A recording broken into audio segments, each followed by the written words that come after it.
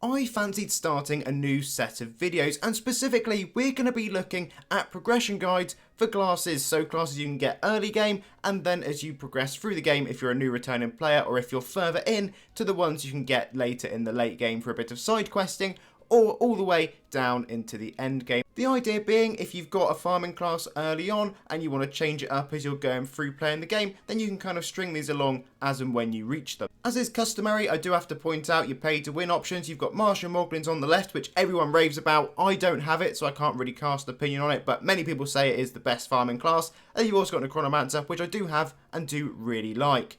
Let's look at starter classes though. So you've just joined the game, you want to get started. I'd be looking at either Blood Sorceress or Enforcer class. Both are easy to pick up and you only need to do a brief quest chain. So join the crash site if you'd like Enforcer. This is probably my preferred one. I do like how Enforcer plays. It has a heal over time, so it does have all the fundamentals to make it a good, decent farming class, just to get you those multi-hit kills in at the start of the game. Do let me know down below in the comments what classes you enjoy using, specifically farming ones, and we may do an alternate video to follow up on this one as well, to go through it all again with even more options for you. Okie dokes, next we're going to join Tower of Mirrors. When you're here, if you would like Blood Sorceress, you can fight Scarletta. It is a boss drop, it's a pretty chunky boss as well, so you may need some help to get that one, which again may put it slightly lower down in the rankings compared to Enforcer, which is a considerably easier boss to go along and defeat. And alright, multi-hitting class, I do find it a bit more of a struggle to stay alive with Blood Sorceress, so that's worth noting.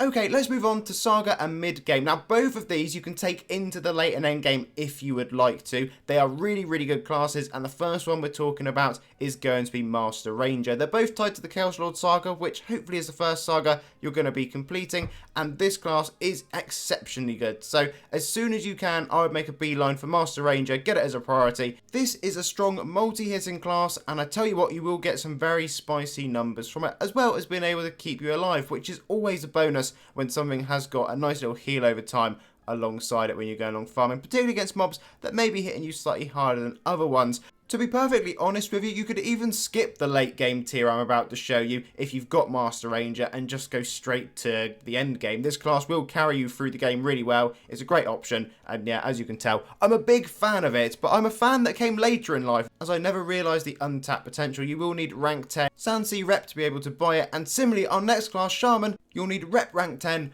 of Arkan Grove.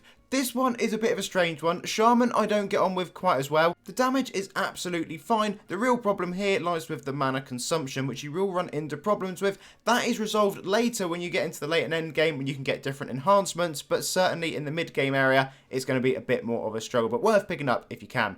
Okie dokes, let us talk late game and a bit of side questing. So, first of all, we're going to start off with Archfiend and then have a look at Dragon of Time. Archfiend you can pick up by speaking to Oblivion and merging for it over at Turcomuscunima Losolalalem, and once you have done that, you'll have yourself a lovely Archfiend class. This one, again, super low cooldowns, high damage. It is a really popular 2-target farming class. It is far better at farming lower HP mobs than higher HP, so for me personally, it wouldn't be my choice if I was going along doing higher HP mobs. Dragon of Time is an interesting one. This you can obtain over at Time Inn and by doing the quest chain by speaking to Kronar. Once you've got it, it can be run in two different ways. This is our first class we're really coming across, where you can either use it as a pure soloing class or as a farming class. It deals a nice chunky damage over time, and you'll also bag yourself a Char Page badge for your troubles.